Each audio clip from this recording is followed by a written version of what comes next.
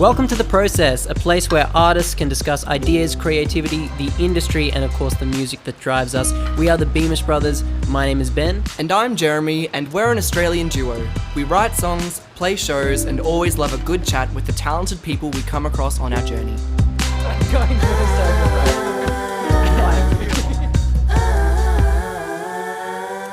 Hey guys, quick note, this podcast was recorded in February this year, pre-COVID, and everything that's happening now, so for context, the dates and times mentioned will be different. And now that that's said, enjoy the podcast. Welcome to The Process. We're the Beamish Brothers here with Singaporean singer-songwriter Marian Carmel. Her top song has over 800,000 streams on Spotify. She's released with numerous labels and has been involved in many different projects over the years. She was actually just recently involved in the Great Singapore Replay, which we'll talk about soon, and is someone who we've actually really wanted to chat with for a while. Marian, thanks so much for joining us. Hey, no worries. I'm glad to be here. Awesome. Well, why don't you just start by telling us about what you've been up to so far this year? So it's mostly been school, honestly. I'm 22, so I'm currently balancing school and also music. It's been quite hectic that way, but most of the time I've been in the studio recording for the next track and also been involved in this thing called the Great Singapore Replay, which is kind of like a mentorship program. It's not really a competition, but they basically take 10 aspiring artists and then pair them up with 5 established artists in order to make songs that are based in Singapore's history and in a specific genre that people choose. Yeah, that's awesome. So what's it been like trying to juggle a really blossoming music career with still studying for school?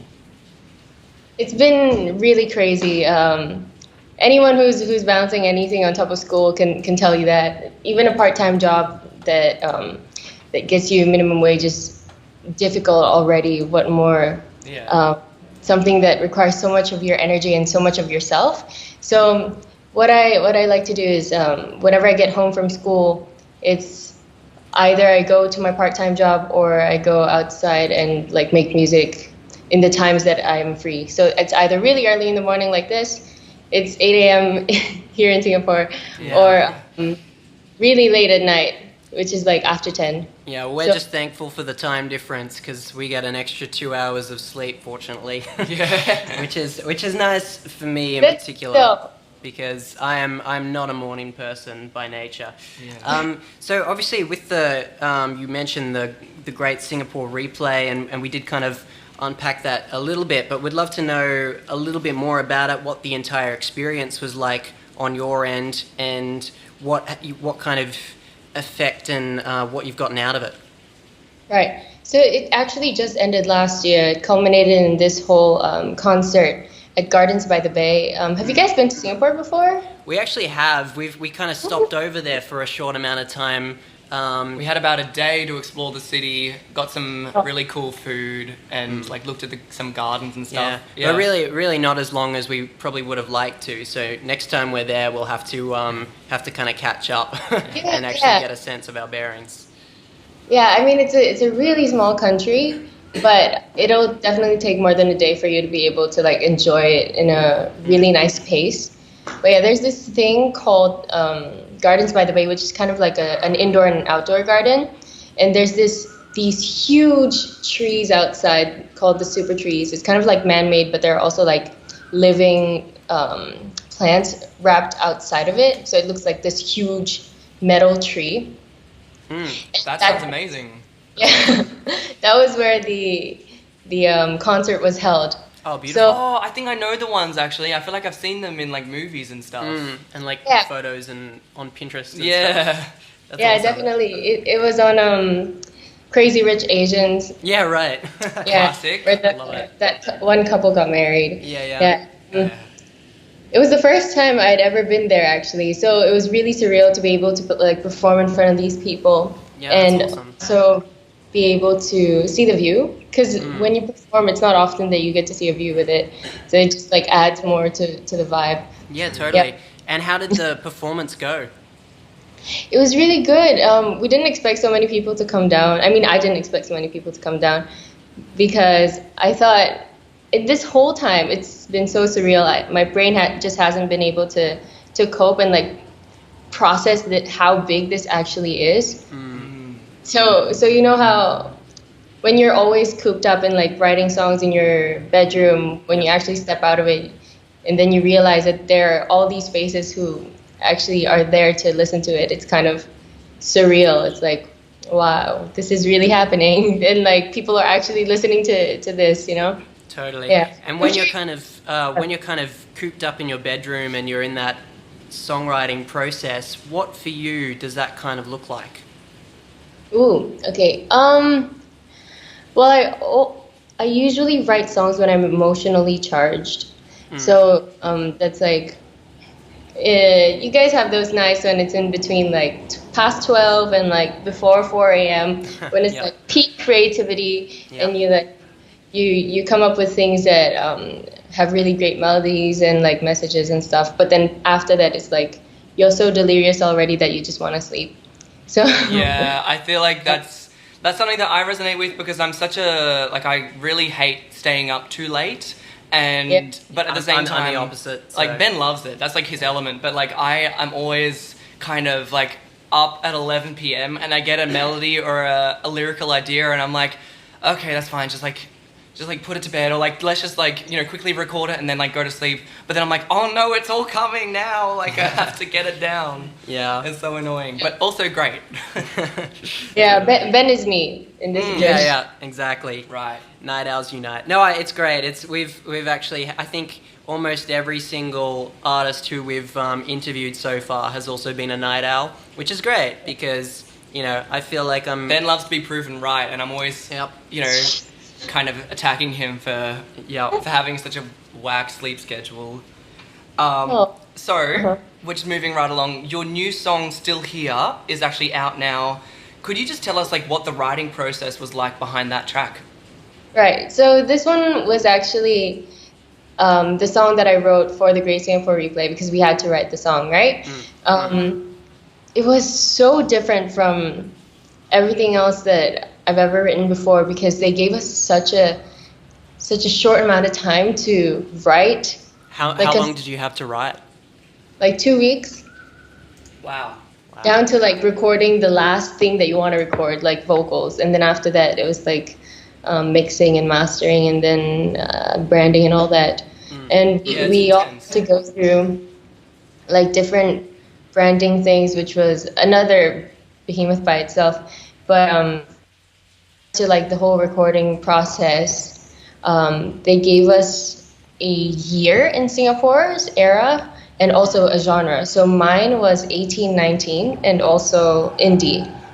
I don't really think that indie is my genre, because I usually write like R&B and soul kind of things, but it was kind of a good challenge to be able to incorporate indie elements into the songs that into the song that I was doing. Totally. But totally. Yeah. And I mean, I love that. Sorry to I'm just interrupting you left, right, and center here. But I was just going to say that I love that soulful R&B element which you always bring to your music. Is that something that you've kind of always listened to, or is that a genre you've always been involved in? Oh, thank you. I mean, yeah. Well, not really. I had a pop punk phase when I was a kid. I mean, doesn't everybody? Yeah, totally. After a while, I got introduced to Hiatus Coyote, which is also, I think, from Australia. Are they from Australia? I'm actually not 100% sure. We will Google it and find out. Let's just say, they're from Australia. Yeah. We love them. So Hiatus Coyote, they're really great. And that kind of just like opened this portal into neo soul and like jazz and R&B and all this kind of music that I would never be able to play in my lifetime, because they have put in like 20,000 hours into mastering these things, that it almost feels like their guitar playing or like singing is like an extension of their brains. I mean, it's always great to think of it that way, that you're already doing that, but it's just in a whole different level. It's like they're speaking a language and they're like writing poetry and mastering it, you know? Totally. Yeah. And by the way, we can confirm that Hiatus Coyote is in fact from Australia, from Melbourne. So just did a quick Google search, give them a plug. But yeah. wonderful. They came to Singapore in 2016, and I met them.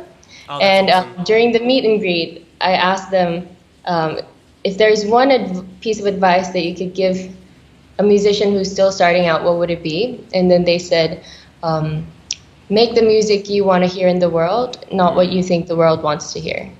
Oh, That is so good. Yeah, that's awesome. It is. I think Yeah, that's a really important piece of advice as well, because I know that so many artists can just get caught up in, chasing trends and trying to, get stuck in, I guess, what they think is hot right now. And at the end of the day, the reason why we're all in this as artists is to obviously create music that we love and which resonates with not only our fans and the public and our audiences, but ourselves as well. We have to represent it and speak authentically, in a way that connects with us. Otherwise, we can't do our job. Yeah. Yeah, exactly. I suppose you really, like, what you felt like the music you wanted to listen to was that kind of soulful R&B sound, which I think is kind of your signature at the moment. And I think it's really awesome. Like, I think there's so much to that genre, which is so fun to explore. Like, Ben and I love to like jam around with some elements like that too. Like, I studied jazz piano for a while, and it's always just so fun to kind of just like bring those elements of jazz and soul into like pop style music. So, and I think that's such an awesome genre to pursue. Yeah, and I can definitely hear it in your music as well. Oh, like thank you. especially in nostalgia. Oh yeah. Thanks so Yeah, much. that's really nice. Yeah. And, and by the way, so speaking of original music, your top song is obviously doing amazingly. It's got over 800,000 streams, probably going to get to 1 million on Spotify. I mean, you've had such tremendous success. How have you kind of gotten to that place? So we'll talk a little bit more in a bit about kind of advice and that sort of stuff that you may have for other artists. But just to give us a quick overview, how have you gotten to where you currently are as an artist? Okay, that's a loaded question. Yeah. We asked the big ones. Yeah. Yeah, but I mean, everyone's journey is different, and I guess I'm in a very lucky position because here in Singapore, we kind of have a lot of opportunities that are given by the government, and they kind of look out for us that way. And also, the music scene here in Singapore is really, really tiny because it's a small country, and the population is like 6 million. So compared to other countries where it's very condensed, so it's very easy to make connections as well. Yeah. Totally. And because it's so small, whenever someone has a gig in the West or the East, it's never a problem to just show up and like meet people and enjoy the music, you know? Hey everyone, this is Ben and Jeremy here from the editing room. And we just wanted to jump in right now to say that we hope you're all doing okay. We know it's obviously a bit of a difficult time right now for live music and all industries really, just with the current coronavirus crisis. But we just wanted to wish you well, hope you're all staying inside, staying healthy, and if anyone needs to talk to us at any stage, then feel free to drop us a message. We're always here and think it's more important now than ever to support live music and artists during this difficult time. Yeah, absolutely. We are going to be inside a lot, writing, doing all kinds of music things, but also just, doing as many podcasts as we can. Hopefully we can actually increase our output and get more to you. If you haven't already, make sure you give us a review, go follow us. We don't really know the podcast lingo, but yeah, do all that fun stuff and enjoy the rest of the podcast. Like, what's the scene like there for you? And I mean, how does that affect the songwriting process in any way? Are you someone who finds that your physical environment kind of shapes that, or are you just able to approach it from a more internal standpoint? I feel like the physical environment is very important as well, because when a music scene is so small, that also means that the talent pool is small. So you have very few people to work with, especially when it comes to like R&B music. There are like, you can count it in maybe 2 hands at least. You can count it into the musicians that you might want to work with if you're gunning for this kind of sound. So I guess what's inspiring about living in a bigger country or trying to collaborate with other people is that you can bounce off of each other's ideas. But with a smaller scene, even though it's more tight knit, I feel like after a while you kind of want to work with people from other environments as well. For sure. Yeah. For sure. And are you someone who prefers to collaborate with people, or do you prefer to kind of do it on your own? I mean, yeah. Do you have what's your collaborative experience been like, and how does that also kind of shape the music that you create? I love collaborating with other people, Yes, and it's so important to bounce off ideas, and you never know where it might take you musically, because when you write with yourself, it always feels like you're your own cheerleader, you know? True. So you write the songs the way that you want it, but when you write with other people, they might just they always come up with the best ideas in ways that you would have never been able to come up with, you know? True. So I feel like being able to collaborate with people just opens up even more opportunities to grow as a musician, but also to like weave the song into whatever it might be that it would that you wouldn't have been able to do yourself, you know? Yeah, we love that. I think collaborating is such an important thing to do, just to try and get people out of their comfort zone, if nothing else. Yeah, you guys have a collaboration that's doing really well now, right? It's just reached a million. Yeah, that's right. Yeah. Thanks, you guys. Thank you. No, it's always really cool for us collaborating with artists in any capacity, whether it's through songwriting or, you know, just through like filming a cover together or something like that, just because we obviously love meeting new people. We love connecting with you right here and now. And I mean, who knows, maybe we can do some kind of a musical collab in the future, but yeah, I love that. Definitely to your point, I mean, it's always really cool to bounce ideas off other people and to really kind of get a sense of how other people work, because it is so personalized and different for every single artist, which I love. Yeah. So, and, oh no, you go. Okay, so a lot of my songs that are online, I think I've only released 2 original songs that are like solo, and then 2 other songs that are collaborations. So even the first song that I released was a collaboration, which was, I feel like, a really great experience to do before you release your own stuff, because you kind of learn from it first, and then you kind of dabble into how releasing a song looks like without actually doing it yourself, or like doing it alone rather. Yeah.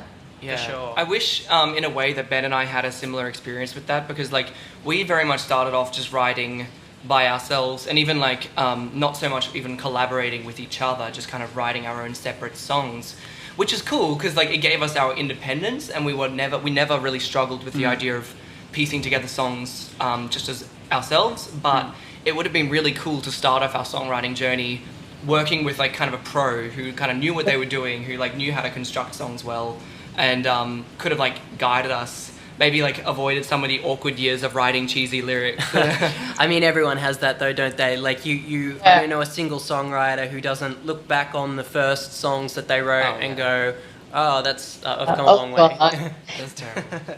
Yeah. So we've kind of discussed the highlights now, but we're gonna go into a segment which is kind of new, and it's called "It's Not Always Perfect." We do this because we think it's important to show the highs and the lows so that other artists know what it takes to get to where you are now. So, can you share with us a little story about a frustrating or embarrassing moment that happened to you at some point in your career? It's basically to let people know that artists aren't these like shining perfect balls of, you know, like nothing ever goes wrong, that we actually all have these like awkward moments, these backstories about things that almost happened or like shouldn't have happened, and yeah, it's always fun to share that. Yeah. Okay. The word that popped out was frustrating, and I feel like every artist goes through so much frustration in developing a song. And the most frustrating the most frustrated I've ever been during my career is probably during the recording process of my first single, Might Never Get Better. And the thing is, it's never easy when you're doing it alone for the first time, because once you are the quote-unquote manager of this project, you get to steer where it goes and also take care of the timeline and all that. And as a person who is a perfectionist, you can never be done. Yeah, you know? Absolutely. I mean, I definitely remember like working on songs for months, just ridiculous amounts of time, just trying to perfect things in the production or the mix or even just the songwriting itself. And I think perfectionism can be good, but it also can definitely be something which it gets to a stage where you're like, all right, it's time to move on, draw a line in the sand, the song's done. But because it was my first, I could never draw that line. Yeah, it took me 2 years. It took me 2 years to work on one song, and it was so frustrating. Yeah. Oh man, but that kills. That would be super frustrating. Did it not just kind of after like a year and a half, were you not just like, I'm sick of this song now? Like let's just put it out there. I really was, and I was so itching to release it, but also I was like, yo, I've come this far, and if I'm not going to release something that I'm proud of, then I might as well not release it, you know? But that also is this state of mind that kept me going on for that 1.5 years. Yeah, totally. But what I knew when I thought to myself, yeah, okay, I can live with this, you know? It doesn't have to be perfect in the way that I feel like it should be. Yeah. But as long as I can live with it, then I should just stop touching it, you know? Totally. So we had to do like a lot of re-recordings and all that as well. That was the most frustrating part, because it wasn't really, even though it sounds electronic, all of the instruments are recorded except for the beats. Right, okay. Yeah, so I engaged like my band members and all that, and we arranged it as a live band first before we even went to the studio. Yes, I feel like we've had so many stories like that where we've tried so many different arrangements of songs. Like, I know I have this habit of going back and looking at demos and going like, oh, I feel like the bones are good, like it's just not there yet, but maybe we can tweak things. And then totally like I kind of go, oh, well maybe it's better acoustic, and then it's like, no, well maybe it's better like with a bit more electronic, and eventually it's kind of like, oh, maybe I just won't release it. But to cut to now, you've clearly kind of moved on from that, because obviously being involved in the Great Singapore Replay forced you to, I guess, write quickly. Churn out a song in a couple weeks. So do you think that you're now kind of in a different place songwriting wise? Yeah, definitely. I think so.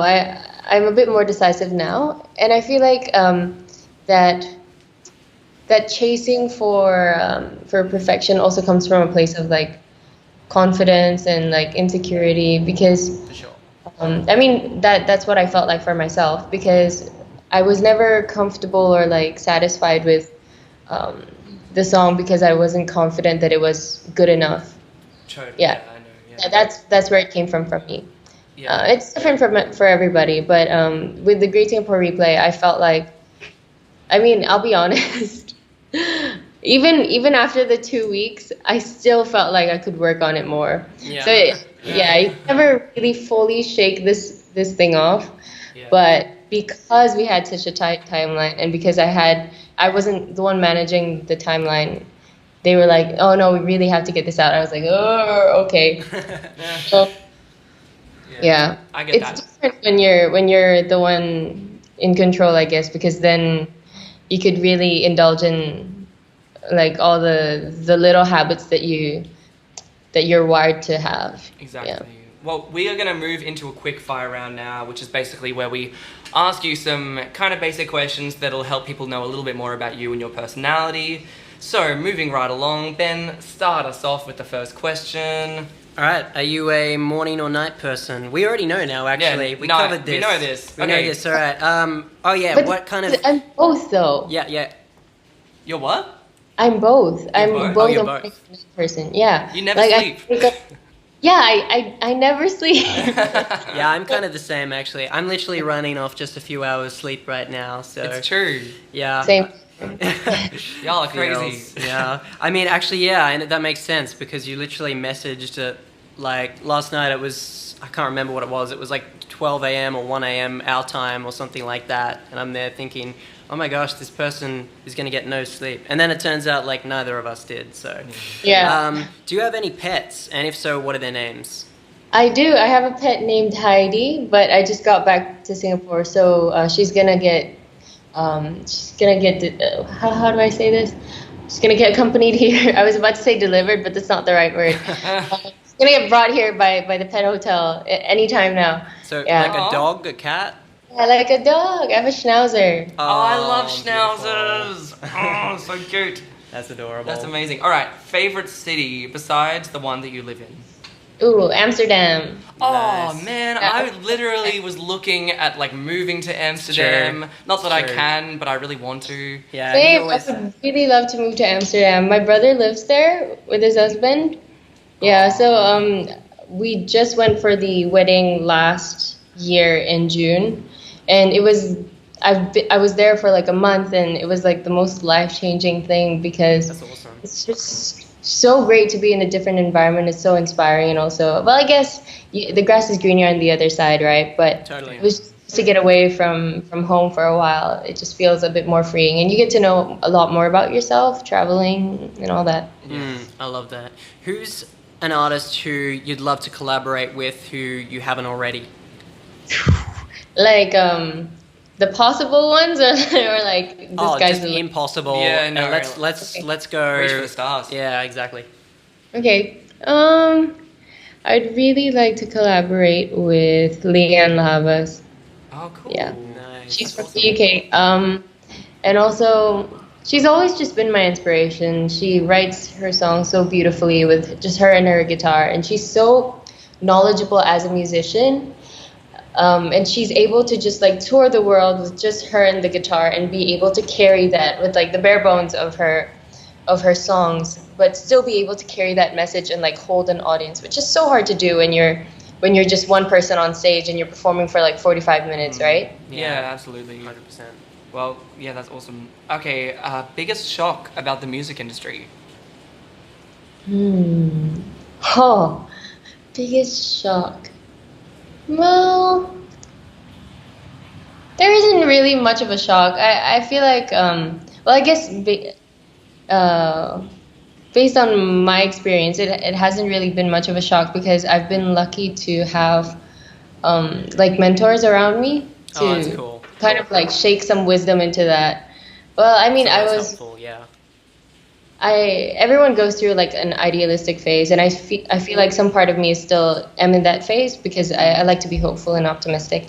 But yeah, that whole thing about like being all glamorous and all, it's really not true. It's a lot about like hard work and just putting in the hours, being a musician and practicing your instrument, writing songs and all that. And it's really like all these people have worked so hard to get to where they are, like Ariana Grande, Billie Eilish. It's not just like an overnight thing, you know? Yeah, 100%. So what do your parents think about your music and what you're doing at the moment? Well, they're really supportive right now, but they didn't always start out that way. When I was 16, they asked me to study law instead of the arts. It's kind of like our parents were like, go into medicine. Like, if Really? you can choose. Yeah, yeah. But they're because- both musicians, Yeah, so they exactly. have to accept it. Exactly. Hey, just 1 second, Marian. We just have to like quickly change something the way we're recording. So just hold the phone for just 2 seconds. Okay, all good now. All right, okay. Sorry, that we just had a little bit of a crisis, but we're No, good now. we're just our project was like looking like it was going to get to the end of its recording capacity, so we were like, oh fuck, it's going to just cut off. Yeah. Anyway, obviously this will be edited out. So yeah, your parents. Yeah. Sorry. Yeah, you just said that your parents wanted you to not go into music initially. Yeah, so they wanted me to do law, and I did for 4 years instead of 3 because I liked it so much. Really? But- Cool. No, I didn't like it at all. I stayed back a year because I hated it. Oh. I thought Totally fell for that. Yeah. I was like, that is a surprising twist to this story. Yeah. No, it was really bad. It's like the worst years of my life. Oh, But no. it was, but also in going to that school, because they had this music club, or like a CCA that we had, and then I realized, oh my God, I could really do this. So while I was in school, I would like sneak off and go to this music club and like focus all my energy there, which is why I like started failing my subjects in the last year. So But discovered your yeah. purpose. So yeah, and that year, that was the year I went for like all the competitions and all the mentorship programs, and I got like my foot into the door of like the music industry in Singapore. So when I graduated, and I went to an art school after that, because my parents kind of realized, oh, she's really serious about this, and she turned this into a career. It's not just a hobby for her anymore. That's when they started becoming more supportive, and they awesome. kind of saw the value in that, That's because awesome. they saw the... That's great. And I suppose it really does take that kind of mental shift in a way where it just... sorry, our freaking podcast is this recording. Are we okay? Are we good to Yeah, keep we're good going? to go. Sorry. Okay. Oh my goodness. A lot of post-editing here. No, but that's great. And what I was saying, I guess it really does take that mental shift where you kind of transition from a place of, I'm not just doing this as a hobby, but it's something that is a life goal, and it's a passion, and it's something that I'm going to go all in on. And, that is kind of necessary, I think, in order to really do it full time and to do it to the level that you're currently working at, which I think is a huge credit to your work ethic. Thank you very much. Well, I definitely feel like I could. I mean, I'm not where I'd want to be, and I'm still not in a place where I would think it's successful, because Singapore is so small, and really, if you look around you in this little island, I'm one of the smaller guys. Yeah. Right. Totally. Yeah. Well, we just wanted to ask you one more question for this podcast. Could you please just give a few words of advice for artists wanting to follow in your footsteps? Okay. Take your time. Find people that you trust, and know what you want, and stay true to yourself. I love that, because, and it is so important to find that support network and the right people who you trust. Definitely. And it can be the difference between, having, just the, being in a great place mentally and being able to really kind of execute on everything which is your passion. This podcast. It's fine. That, and it's so important to have friends who understand what you're going through, because you're gonna need help whenever you doubt yourself or whenever you doubt your music, and having people who are experiencing the same thing really helps that, just like navigating this whole music thing, because it's such a mentally, emotionally, and like physically draining job. Yeah, that, it is. Of course. that you have to have these friends around you to be able to help you through that, and for you to be able to help them through that. I love that. And that's definitely been a recurring theme we've found with talking with other artists on this podcast, is the importance of having a solid support network and people around you who you trust and who believe in you, which is, I think, a really great place to leave this podcast. This has been awesome. Thank you so much again for the time, and we've really enjoyed catching up. Yeah, it's been so fun, and it's great meeting you guys. It's been a great way to start the day. Awesome. I feel like it's like a great like a journal entry, or like a like a good start for the headspace of the rest of the day. Oh, great. 100%. Well, that's what we're here for. Amazing. If we haven't done anything else right, at least that's something. Well, thank you so much for joining us on the process. If you're listening to this, please go follow Marian on social media and stream her new song, Still Here. We're the Beamish Brothers. Thank you so much for listening.